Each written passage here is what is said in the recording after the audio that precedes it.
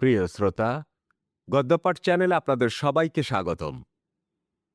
গদ্যপাঠ চ্যানেলে আমাদের আজকের নিবেদন শ্রদ্ধেয় কথা সাহিত্যিক বিভূতিভূষণ বন্দ্যোপাধ্যায় রচিত ছোট গল্প ক্যানভাসার কৃষ্ণলাল। শুনতে থাকুন ক্যানভাসার কৃষ্ণলাল। চাকরি গেল। এত করিয়াও কৃষ্ণলাল চাকরি রাখিতে পারিল না।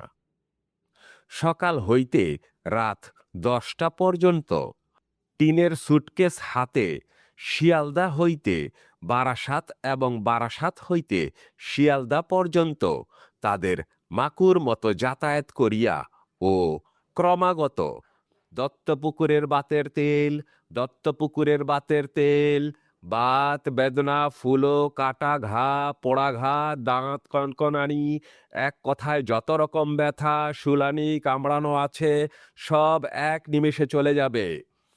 আজ 24 বছর এই লাইনে ওষুধটি প্রত্যেক ভদ্রলোক ব্যবহার করছেন, সকলেই এর গুণাগুণ জানেন বলিয়া চিৎকার করিয়াও চাকরি রাখা গেল না। সেদিন বসু মহাশয় অর্থাৎ ইন্ডিয়ান ড্রাগ সিন্ডিকেটের মালিক নৃত্যগোপাল বসু কৃষ্ণলালকে ডাক দিয়া বলিলেন, পালমশায়, কাল রাত্রে ক্যাশ জমা দেননি কেন? আগে আগে অনেক রাত হয়ে গেল। খুলনা ট্রেন প্রায় 20 মিনিট লেট। দেখুন, আগেও আমি অন্তত 17 বার আপনাকে সাবধান করে দিয়েছি। খুলনা ট্রেন 10টা 21-এ স্টেশনে আসে। আমি 11:30 পর্যন্ত আপিসে বসেছিলাম শুধু আপনার জন্যে। নিতাইবাবু দুবার স্টেশন দেখে এলো। ট্রেন রাইট টাইমে এসেছে, লেট 1 মিনিটও ছিল না। আজ্ঞে বড়বাবু, শরীরটা কাল বড়ই। ও আপনার পুরনো কথা, ও কথা আর শুনব না আজ। যাক, ক্যাশ এনেছেন এখন? কৃষ্ণলাল অপরাধীর মতো বড়বাবুর মুখের দিকে চাহিল, বলিল, ক্যাশটা আনি গে, যাই। না, একটু মুশকিল হয়েছে। আচ্ছা, আসি। যান, আসুন। কৃষ্ণ তবুও দাঁড়াইয়া আছে দেখিয়া নৃত্যগোপালবাবু বলিলেন, কি হলো? আজ্ঞে, ওবেলা দেব ওটা। বাসায় এনে রেখেছিলাম, চাবি দিয়ে বেরিয়ে গিয়েছে। আমি যার সঙ্গে থাকি। আপনি কোথায় গিয়েছিলেন? একটু বেড়াতে বার হয়েছিলাম, ওই গোলদিঘির দিকে। সব বাজে কথা, আমি বিশ্বাস করি নে। কেন করি নে তাও আপনি জানেন। রাত 10টার পরেই ক্যাশ এনে দেওয়ার কথা। আপনি বুড়ো হয়ে গেলেন এই ক্যানভাসারের কাজ করে, জানেন না যে ক্যাশ তখনই জমা দেওয়ার নিয়ম আছে? আজ্ঞে আজ্ঞে। এরকম আরো কতবার হয়েছে বলুন দেখি? আপনার কথার উপর বিশ্বাস করা যায় না আর। বড়ই দুঃখের কথা। আপনি আমাদের পুরনো ক্যানভাসার বলে আপনার অনেক দোষ সহ্য করেছি আমরা, কিন্তু এবার আর নয়। আপনি এ মাসের এই কদিনের মাইনে নিয়ে যাবেন আপিস খুললে। কমিশনের টাকাও সেই সঙ্গে দেবেন। যান এখন। অবশ্য এত সহজে কৃষ্ণলাল যাইতে রাজি হয় নাই। নৃত্যগোপালবাবুকে সে যথেষ্টই বলিয়াছিল। নৃত্যগোপালবাবুর বড় কর্তাকে গিয়া পর্যন্ত ধরিয়াছিল। শেষ পর্যন্ত কিছুই হইল না। মুশকিল এই, চাকরি যখন যাইবার হয় তখন তাহাকে কিছুতেই ধরিয়া রাখা যায় না। মৃত্যু পথযাত্রী মানবের মতোই তার গতিপথ নির্মম, ধরা বাঁধা। সুতরাং চাকরি গেল। তখন বেলা 2:30। সকাল হইতে ইহাকে উহাকে ধরাধরির ব্যাপারে এতক্ষণ সময় কাটিয়াছে। স্নান আহার হয় নাই। 25/2 রামনারায়ণ মিত্রের লেনে ঢুকিয়াই যে টিনের চালওয়ালা লম্বা দোতলা মাটির ঘর, অর্থাৎ যে মাঠকোঠার ঠিক সামনেই আজকাল কর্পোরেশনের সাধারণ স্নানাগার নির্মিত হইয়াছে, তারই পশ্চিম কোণে 17 নম্বর ঘরে আজ প্রায় 11 বছর ধরিয়া কৃষ্ণলালের বাসা। কৃষ্ণলাল ঘরে একা থাকে না। ছোট্ট ঘরে 3টি ময়লা বিছানা, মেঝের উপর পাতা। সে ঢুকিয়া দেখিল ঘরে কেবল যতীন শুইয়া ঘুমাইতেছে, আর একজন রুমমেট ট্রামের কন্ডাক্টর। 4:30টার পরে সে ডিউটি হইতে ছুটি লইয়া একবার আধ ঘন্টার জন্য বাসায় আসে এবং তারপরেই সাজিয়া গুজিয়া কোথায় বাহির হইয়া যায়। নিচে পাইস হোটেলে ইহাদের খাইবার বন্দোবস্ত। কৃষ্ণলালের সাড়া পাইয়া যতীনের ঘুম ভাঙিয়া গেল। সে বলিল, এত বেলায়? বেলায় তা কি হবে, চাকরিটা গেল আজ। সে কি, এত দিনের চাকরিটা? কত করে বললুম বড়বাবুকে, তা শোনে কি কেউ? গরিবের কথা কে রাখে বলো? হয়েছিল কি? ক্যাশ জমা দিতে দেরি হয়েছিল। বলে, তুমি ক্যাশ ভেঙেছ। তাই তো, তাহলে এখন উপায়? দেখি কোথাও আবার চেষ্টা জুটে যাবে একটা না একটা। আমাদের এক দোর বন্ধ, হাজার দোর খোলা। আমাদের অন্য মারে কে? সামান্য কিছু পয়সা হাতে ছিল। পাইস হোটেল হইতে শুধু ডাল ভাত খাইয়া আসিয়া কৃষ্ণলাল কিছুক্ষণ বিশ্রাম করিল। পরে নবীনকুণ্ড লেনে একটি খোলার বাড়িতে ঢুকিয়া ডাক দিল, গোলাপি, ও গোলাপি। তাহার সাড়ায় যে বাহির হইয়া আসিল সে বর্তমানে রূপ যৌবনহীনা পৌরা, পরনে আধময়লা খয়েরি শাড়ি, হাতে গাছ কয়েক কাঁচের চুড়ি, দুগাছা সোনা বাঁধানো পেটি। মাথার চুলে পাক ধরিয়াছে, গায়ের রং এখনো বেশ ফর্সা। গোলাপিকে 30 বৎসর আগে দেখিলে ঠিক বোঝা যাইত গোলাপি কি ছিল, এখন আর তাহার কি আছে।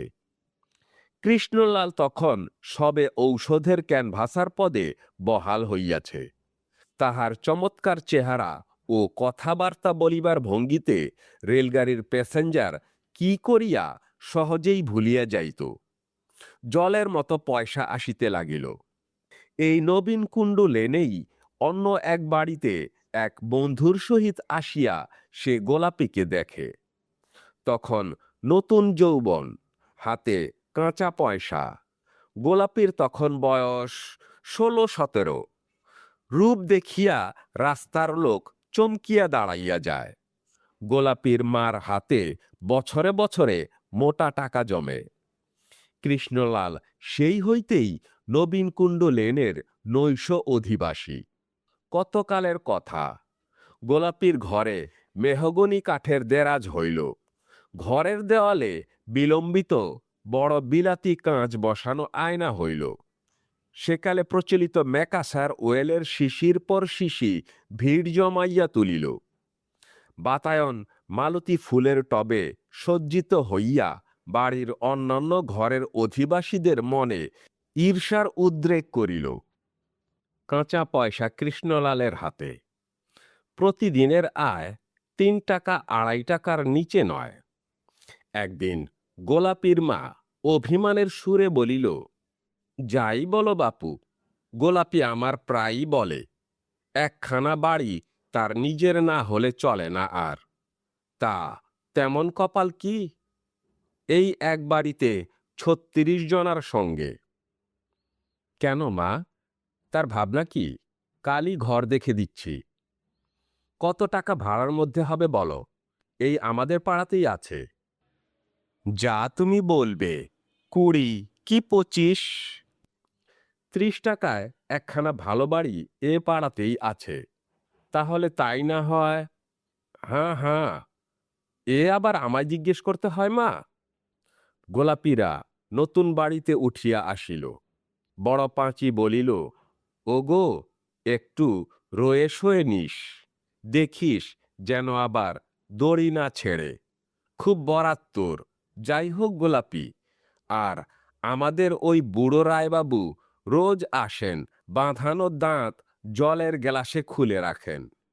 কদিন বললাম একখানা ঢাকাই শাড়ি আর একটা বাজা ঘড়ি দাও দেওয়ালে টাঙানোর জন্য।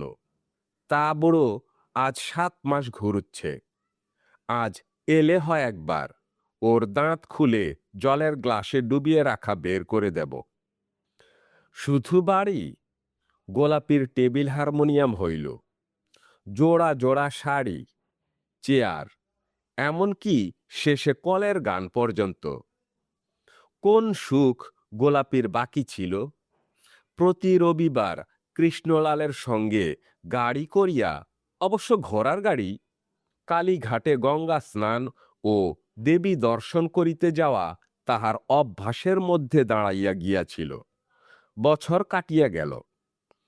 গোলাপী আর কৃষ্ণলাল, কৃষ্ণলাল আর গোলাপী। ইতিমধ্যে গোলাপীকে সুখে স্বাচ্ছন্দ্যে প্রতিষ্ঠাতা দেখিয়া তাহার মা একদিন নবীনকুণ্ড লেনের মায়া কাটাইয়া বোধ হয় উর্বর্ষী বা তিলোত্তমালোকে প্রস্থান করিলেন। অমন জাঁকের শ্রাদ্ধ এ অঞ্চলে কেহ দেখে নাই তার আগে। ক্রমে ক্রমে গোলাপীর যৌবনে ভাটা পড়িল। কৃষ্ণলালের আয়ের অঙ্ক কমিতে লাগিল। দত্তপুকুরের তেলের অনুকরণে শত শত বাতের তেল বাজারে বাহির হইল। রেলগাড়ির কামরাও নিত্য নতুন ক্যানভাসারে ভরিয়া গেল। যা ছিল কৃষ্ণলালের একার, তাহার মধ্যে অনেক ভাগ বসিল। পূর্বের সচ্ছলতা কমিতে লাগিল। তারপর 10-12 বছরে সুন্দরী গোলাপী কুরূপা পৌরাতে পরিবর্তিত হইয়াছে।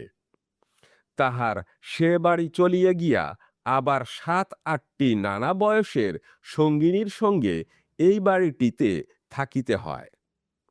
তবুও কৃষ্ণলালকে ছাড়িয়া অন্য কোথাও যায় নাই।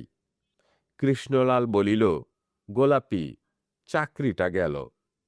গোলাপী বিস্ময়ের সুরে বলিল, সে কি গো? বড়বাবু রাগ করেছে, কাল ক্যাশ জমা দেইনি বলে। কি করলে সে টাকা? খরচ হয়ে গেল। কোথায় খরচ হয়ে গেল? কিসে খরচ হয়ে গেল? তোমার এখনো দোষ গেল না। তা ওরা কি করে রাখে তোমায়? কাল কোথায় গিয়েছিলে? সে খরচ নয় গোলাপী, দক্ষিণেশ্বরে সেদিন যাওয়ার দরুন দেনা ছিল মনে নেই? কাবলির কাছ থেকে টাকা নিইনি? রাত 10টার পরে স্টেশনের গেটে আমায় ধরেছে। রুপি দাও। শেষে ভাবলাম কি ছোরা মারবে নাকি, ভয় পেয়ে দিয়ে দিলাম টাকা। কাবলির দেনা ও হজম করা কঠিন। তা নেও, বেশ হয়েছে। এখন খাওয়া হয়েছে না হয়নি? আমার অদেষ্টে ঝিগিরি নাচছে, সে তো দেখতে পাচ্ছি। তখন বন্যু পাড়াগাঁয়ের দিকে চলো, কোথাও একখানা ঘরদোর বেঁধে দুজনে থাকা যাবে। তা না, তোমার বাপু কলকাতা আর কলকাতা। কলকাতা ছেড়ে আমি থাকতে পারবো নি। এখন থাকো কলকাতায়, কে এখানে খাওয়ায় দেখি। জুটে যাবে, এখানেই জুটে যাবে, অত ভাবনার কারণ নেই। এ বুড়ো বয়সে চাকরি নিয়ে তোমার জন্য বসে আছে। এখন কি আর তোমার হাত পা নেড়ে বক্তিমে করার গতর আছে নাকি? দেখিয়ে দেব গোলাপী, দেখবি? ভদ্র মহাদয়গণ, এই সেই বিখ্যাত আদি ও অকৃত্রিম দত্তপুকুরের বাতের তেল। ইহা ব্যবহারে সর্বপ্রকার বাত, বেদনা, মাথা ধরা, দাঁত কনকনানি, কাউর, ছুলি, কাটাঘা, পোড়াঘা। গোলাপী হাসিতে হাসিতে বলিল, থাক গো গোসাই, আর বিদ্যে দেখাতে হবে না। সবাই জানে তুমি খুব ভালো বক্তিমে পারো। আহা, কি হাত পা নাড়ার ছিরি, যেন থিয়েটারের অ্যাক্টও করছেন। তাহলে বলো, চাকরিতে নেবে কি না? নেবে না আবার? 100 বার নেবে। আমি যাই এখন, ঝিগিরি করে নিজের পেট চালাবার চেষ্টা দেখি। নিজেই খেতে পাবে না, তা আমায় আর খাওয়াবে কোত্থেকে? কি অদেষ্ট যে নিয়ে এসেছিলাম। কৃষ্ণলাল চলিয়া যাইতে উদ্যত হইয়াছে দেখিয়া গোলাপী বলিল, বসো, 2টি মুড়ি টুড়ি মেখে দিই, খেয়ে একটু চা খেয়ে যাও। অগত্যা কৃষ্ণলাল বসিল। বলিল, তাহলে বক্তৃতা এখনো দিতে পারি, কি বলো? নেও, আর আদি খেতায় কাজ নেই। দিতে পারো তো। সত্যি কথা যদি বলি তবে তো পায়া ভারী হয়ে যাবে। কি বলো না গোলাপি, বলতেই হবে। তোমার মতো অমন কারো হয় না। আমি তো কতই দেখলাম দাঁতের মাজনের ওষুধের ফেরিওয়ালা আমাদের এই গলির মুখে হারমোনিয়াম গলায় বেঁধে নাচে, বক্তিমে দেয় পোড়ার মুখোরা। কিন্তু সেসব ফেরিওয়ালা তোমার মতো নয়। কৃষ্ণলাল রাগের সুরে বাধা দিয়ে বলল, কিসের সঙ্গে কিসের তুলনা? তোকে নিয়ে আর পারি নে দেখছি। তারা হলো ফেরিওয়ালা, আমরা হলুম ক্যানভাসার। হারমোনিয়াম পিঠে বেঁধে যারা গান গেয়ে ঘুঙুর পায়ে দিয়ে নেচে বেড়ায়, আমরা কি সেই দলের? অপমান হয়, ও কথা আমাদের বলো না। যাক যাক, ভুল হয়েছে। তুমি এখন ঠান্ডা হয়ে বসে চা খেয়ে নাও। গোলাপীর মন আজ বেশ খুশি। এতদিন পরে যুবক কৃষ্ণলালের অঙ্গভঙ্গি ও সুন্দর সতেজ গলার স্বর সে আবার শুনিল। ৩০ বৎসরের অন্ধকার কালো ছেঁড়া পর্দাটা কে টানিয়া সরাইয়া দিল। সে যত্ন করিয়া কৃষ্ণলালকে খাওয়াইল। কৃষ্ণলাল বিদায় লইয়া যখন আসে, তখন বলিল, একটা কথা বলি শোনো, যদি খাওয়া দাওয়ার কোনো কষ্ট হয় তবে আমার কাছে এসে অবশ্যই খেয়ে যাবে। এই বৃদ্ধ বয়সে না খেলে শরীর থাকবে কেন? আমায় কিছু দিতে হবে না এখন। ওই সোনা বেনেদের ঠাকুর বাড়িতে একটা ঝিয়ের দরকার। সকাল সন্ধে কাজ করব। আমি কাল থেকে সেখানে কাজে লেগে যাব। তা তোমায় বলাও যা, না বলাও তাই। তুমি কি আসবে? তোমায় আমি চিনি না। কৃষ্ণলাল হাসিয়া বলিল, ভালোই তো, তোর রোজগার এইবার খাই দিন কতক। সে সাধ আমার আছে অনেক দিন থেকেই। আচ্ছা, তাহলে এখন আসি। ওবেলা হয়তো আসব সন্ধ্যের পর। তাহার পর ১ মাস কাটিয়া যায়, কিন্তু গোলাপীর বাড়ি কৃষ্ণলাল আর আসিল না। সুখের দিনে গোলাপীকে সে অনেক দিয়াছে, এখন দুঃখের দিনে বসিয়া গোলাপীর অন্ন ধ্বংস করিবে, তেমন বংশের জন্ম নয় কৃষ্ণলালের। বিশেষত দেখিতে হইবে গোলাপীও পৌড়া। ঝিগিরি ভিন্ন, এখন তার কোনো উপায় নাই। মেসের ভাড়া বাকি পড়িয়াছিল ২ মাসের। মেসের অধ্যক্ষ কৃষ্ণলালকে বলিল, কি কৃষ্ণবাবু, আমাদের রেন্টটা কি হবে? আগে ক্ষেত্রবাবু, দেখতেই তো পাচ্ছেন চাকরিটা গেল, হাতে কিছু নেই।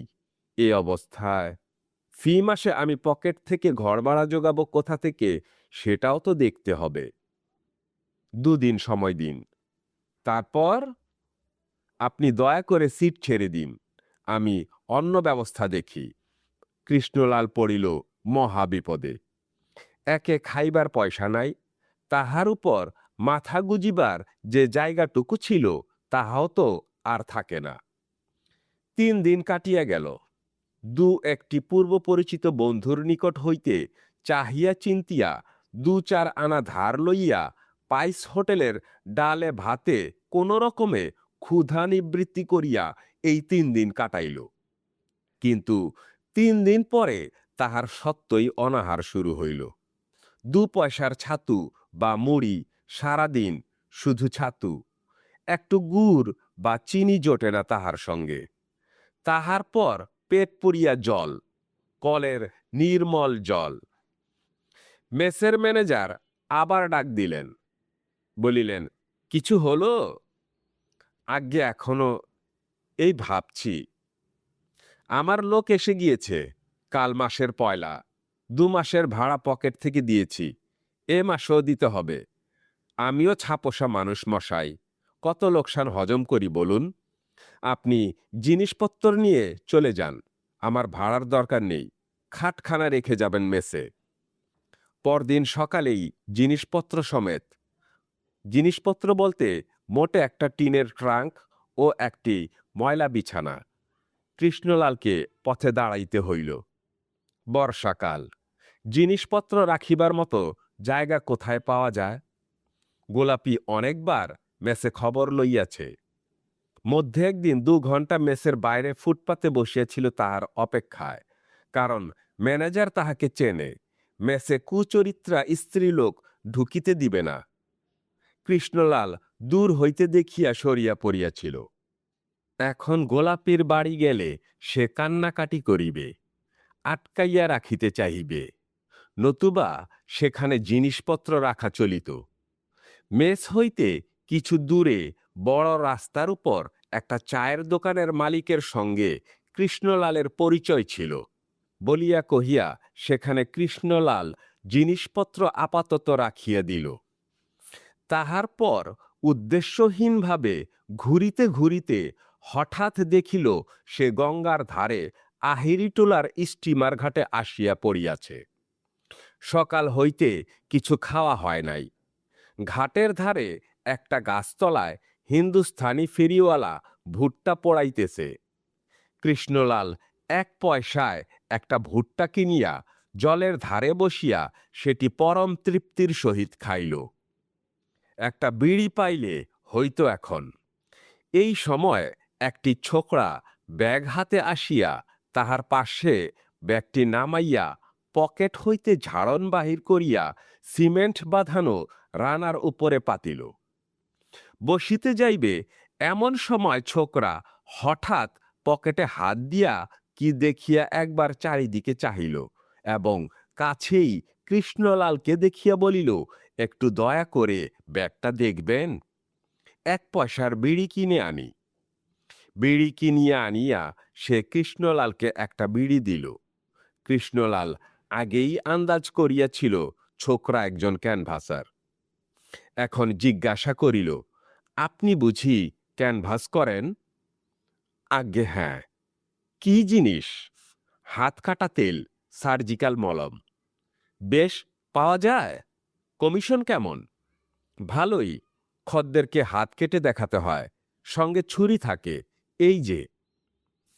ছোকরা জামার আস্তিন গোটাইয়া দেখাইল। কবজি হইতে কনুই পর্যন্ত হাতের সমস্ত অংশ ছুরি দিয়া ফালা ফালা করিয়া চেরা। কৃষ্ণলাল শিহরিয়া উঠিয়া বলিল, এ কি, লাগে না?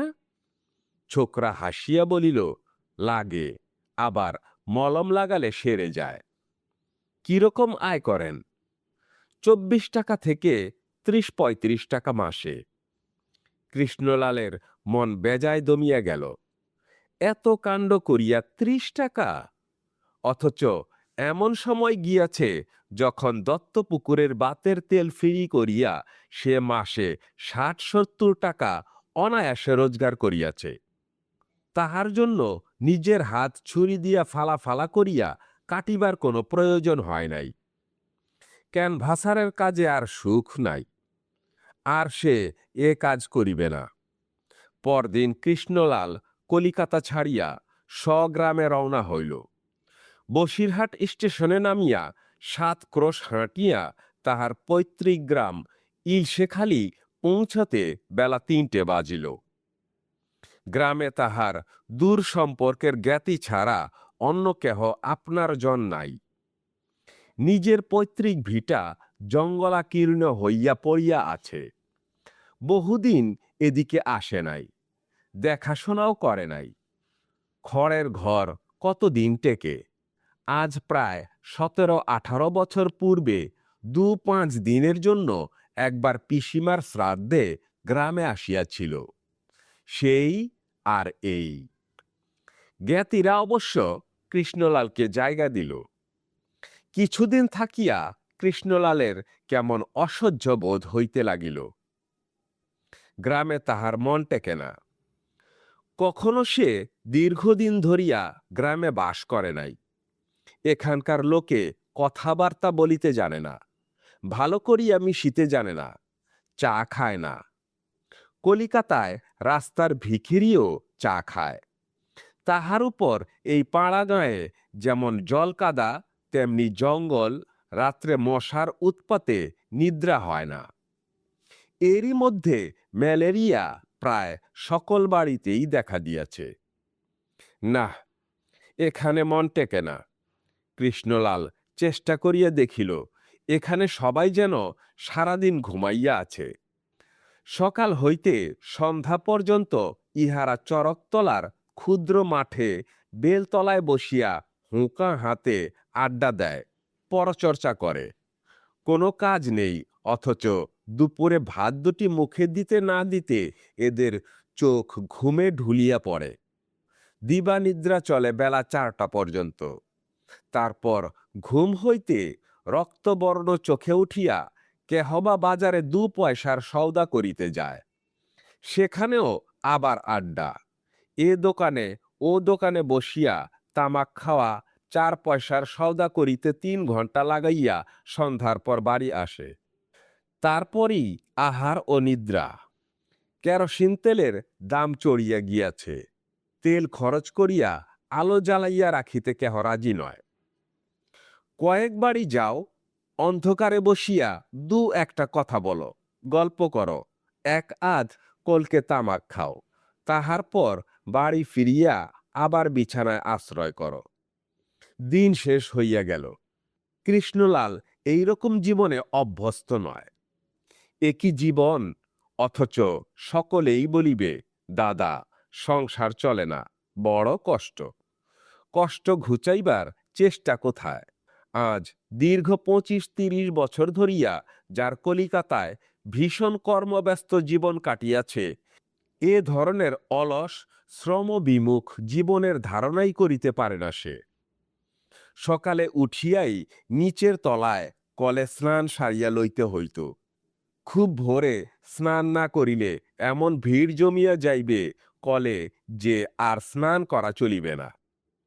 নিচের তলায় শেকরার দোকানের লোকেরা, শালওয়ালা, দর্জি, পূর্ব দিকের ঘরে যে মোটেরা থাকে, সবাই আসিয়া কলে ভিড় লাগাইয়া দিবে। ইহার পর আসিবে একদল বালতি হাতে জল ধরিতে ও চাউল ধুইতে। সারি সারি লোক দাঁড়াইয়া যাইবে কলসি হাতে জল ভরিতে। উপরের 3 তলার 3টি মেসের চাকরেরা সকলেই কর্মব্যস্ত। ঘড়ি ধরিয়া কাজ কলিকাতায়। সময় গেল 6টা বাজে, কখন কি হবে, দিন আরম্ভ হইয়াছে। এক্ষুনি বাবুরা আসিয়া ভাত চাহিবে, 8টা বাজিতে না বাজিতে এইটুকু দেরি করিলে চলিবে না। স্নান সারিয়া কৃষ্ণলাল ব্যাগ হাতে বাহির হইয়া শিয়ালদা স্টেশনে প্রথমেই 7:10 Barasat, 7:25 Naihati, 7:45 Ranaghat passenger, 8:30 Bongaon local, 8:50 Duttapukur, 9:10 Keshtonagar local. শুরু হইয়া গেল দিনের কাজ। বাতের তেল, বাতের তেল, দত্তপুকুরের বাতের তেল, যত প্রকার বাত, ফুলা, শুলানি, কনকনানি, মাথা ধরা, পেট বেদনা, ইহার একমাত্র ব্যবহারে ভদ্র মহাদয়গণ এই ওষুধটি আজ 30 বৎসর যাবৎ এই লাইনে সুখ্যাতির সহিত চলিতেছে। এই চলিল বেলা 12টা পর্যন্ত। 12:55 শান্তিপুর ছাড়িয়া গেলে তবে সকালের কাজ মিটিল। কি জীবন, কি আনন্দ, কি পয়সা রোজগার! কাঁচা পয়সা রোজ আসে, রোজ সন্ধ্যায় উড়িয়া যায়।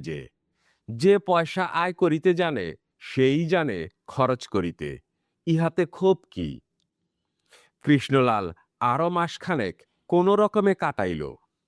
আর চলে না। এ অলস জীবন তাহার অসহ্য।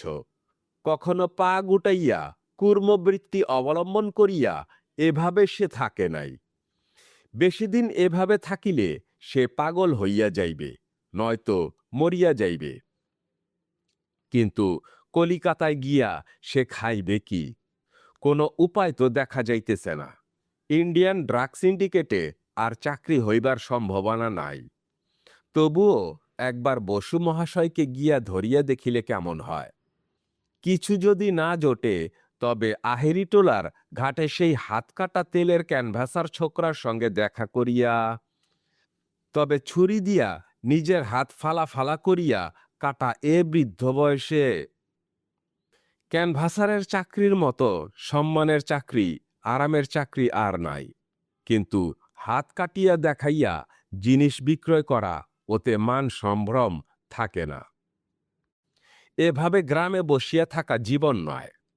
চিরকাল কাজের মধ্যে থাকিয়া আজ বাঁচিয়া মরিয়া থাকা তাহার পোষাইবে না। গ্রামে তো হাওয়া খাইয়া জীবন ধারণ করা যায় না। কেহ কেহ তাহাকে সামনের বছর 2-1 বিঘা ধান করিতে পরামর্শ দিলে। কেহ বলিল, ডোবার ধারে জমিটা পড়ে আছে, কেষ্ট খুঁড়ো, তোমারই পৈতৃক জমি, এই শীতকালে মানকচু লাগাও ওটাতে, তবু হাটে হাটে কিছু ঘরে আসবে, সামনের শীতকাল নাগাদ। কৃষ্ণলালের হাসি পায়। কলিকাতার রোজগার যে কি ধরনের, সেখানে ক্যানভাসারের কাজে মাসে যে টাকা এক সময় তাহার আয় ছিল, এখানে গোটা বছর ধরিয়া কচু কুমড়া বেচিয়াও যে সে আয় হওয়া অসম্ভব। এই মূর্খ অবার চীনেরা তাহা কি করিয়া বুঝিবে। অবশেষে সে একদিন বাক্স বিছানা বাঁধিয়া কলিকাতায় আসিয়া হাজির হইল। বাঁচিতে হয়তো সে ভালো করিয়েই বাঁচিবে। ট্রেনে পুরনো ক্যানভাসারদের সঙ্গে দেখা, নবশক্তি ঔষধালয়, কবিরাজ অঙ্গন মোহন দেব, বিশ্বাস কোম্পানি, ইন্ডিয়ান ড্রাগ সিন্ডিকেট প্রভৃতি ফার্মের লোকসব। সবাই জানে, সবাই খাতির করে। আরে, এই যে কেষ্টদা, আজকাল আর দেখিনি যে। কেষ্টদা, কোত্থেকে? বিয়ে থাওয়া করলেন নাকি এ বয়সে? আজকাল কোন কোম্পানিতে আছেন কেষ্টদা? দেখিনি ট্রেনে আর। জমি জমা দেখতে গেছিলে ভায়া? তা দেখবেই তো, থাকলেই দেখে। আমাদের কোনো চুলোয় কিছু নেই, যা করে এই বিশ্বাস কোম্পানি। হিংস হয় তোমায় দেখে। 200 টাকা বছরে আয়ের সম্পত্তি, বলো কি? তবে তো তুমি, ইত্যাদি ইত্যাদি। কৃষ্ণলালকে এ বিড়ি দেয় ও পানের কৌটা খুলিয়া সামনে ধরে। পুরনো বন্ধুর দল, ইহাদের ফেলিয়া এতকাল ঘুমন্ত পুরীতে কাল কাটাইল যে কি ভাবিয়া। এখানে কাজ আছে, আমোদ আছে, পয়সা রোজগার আছে, তারপর ইয়ে আছে, আর সে কোথাও যাইবে না কলিকাতা ছাড়িয়া। মরিতে হয় এখানে মরিবে। 15-20 দিন এখানে ওখানে হাঁটাহাঁটি করিয়াও কিন্তু চাকরি মিলিল না। বসু মহাশয় ঝাড়া জবাব দিলেন। এখন সুশ্রী চেহারার ছোকরা ক্যানভাসার, বেশ লম্বা জুলপি, ঘাড় বাহির করিয়া চুল ছাঁটা, লেপটা জুতা পায়, থিয়েটারের রামের মতো গলা, এই সবাই চায়। বয়স হয়ে গেলে, মানে, এখন উহাদের লোক আছে, দরকার হইলে চিঠি লিখিয়া জানাইবেন পরে। পুরনো মেসেই উঠিল, বারান্দাতে আছে। গোলাপির সঙ্গে দেখা করে নাই, এখন করিতে চায়ও না। অনাহারে দুদিন কাটিল মধ্যে। অবশেষে একদিন আহিরিটোলার ঘাটেই গিয়া হাজির হইল। যদি হাত কাটা তেলওয়ালা সেই ছোকরার সঙ্গে দেখা হইয়া যায়। সে 12:30টার স্টিমারে রোজ বালি হইতে আসে বলিয়াছিল। 7-8 দিন ক্রমাগত ঘুরিয়াও কিন্তু ছোকরার দেখা মিলিল না।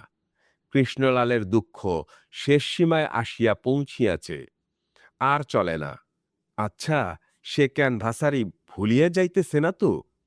আজ কতদিন চাকুরি নাই, কতদিনে বক্তৃতা দিবার অভ্যাস নাই। চর্চার অভাবে শেষে কিনা ছোকরা ক্যানভাসাররা কৃষ্ণলালকে ছাড়াইয়া যাইবে। সেদিন কৃষ্ণলাল নিজের টিনের ছোট সুটকেসটি হাতে লইয়া ডালহাউসি স্কোয়ারের মোড়ে দাঁড়াইয়া হাত পা নাড়িয়া ক্যানভাসারের বক্তৃতা জুড়িয়া দিল। চর্চা রাখা দরকার তো বটেই, তাছাড়া সে নিজের শক্তি পরীক্ষা করিতে চায়। খরিদ্দার জোটে কিনা সে একবার দেখিবে। এখনো তাহার যাহা গলা আছে, থিয়েটারের রামের মতো গলাওয়ালা কোন ছোকরা ক্যানভাসার তাহার সঙ্গে পাল্লা দিবে, সে দেখিতে চায়। দত্তপুকুরের বাতের তেল, ব্যবহারে সর্বপ্রকার বাত বেদনা, মাথা ধরা, দাঁত শুলানি, হাত বেদনা, পিঠে বেদনা, ভদ্র মহোদয়গণ, এই ঔষধটি আজ 30 বছর ধরিয়া এই লাল দিঘির মোড়ে। কৃষ্ণলাল মিনিট 5-6 পরে সগর্বে একবার চারিদিকে চাহিয়া দেখিয়া লইল। বেশ ভিড় জমিয়া গিয়াছে। একজন ভিড় ঠেলিয়া কাছে আসিয়া বলিল, আমার একটা ছোট ফাইল। কৃষ্ণলাল গম্ভীরভাবে বলিল, আমার কাছে ওষুধ নেই, আমি বসু ইন্ডিয়ান ড্রাগ সিন্ডিকেটের পাবলিসিটি ডিপার্টমেন্টের লোক। যাঁদের দরকার হবে তাঁরা 106-এর সি হরিধন পোদ্দারের লেনে বসু ইন্ডিয়ান ড্রাগ সিন্ডিকেটের আপিসে আমার নামে এই স্লিপটা নিয়ে যান দয়া করে। টাকায় 4 আনা কমিশন পাবেন। দাঁড়ান, লিখে দিচ্ছি। দিন ৫-৬ কাটিল। কৃষ্ণলালের নেশা ধরিয়া গিয়াছে। সে বেলা ৩টার সময় রোজ সুটকেস হাতে ঝুলাইয়া ডালহাউসি স্কোয়ারের মোড়ে গিয়া বক্তৃতা জুড়িয়া দেয়। আপিস ফেরতা লোকেরা ভিড় করিয়া শোনে। সেদিন কৃষ্ণলাল দাঁড়াইয়া দত্তপুকুরের বাতের তেলের গুণাগুণ ব্যাখ্যা করিতেছে।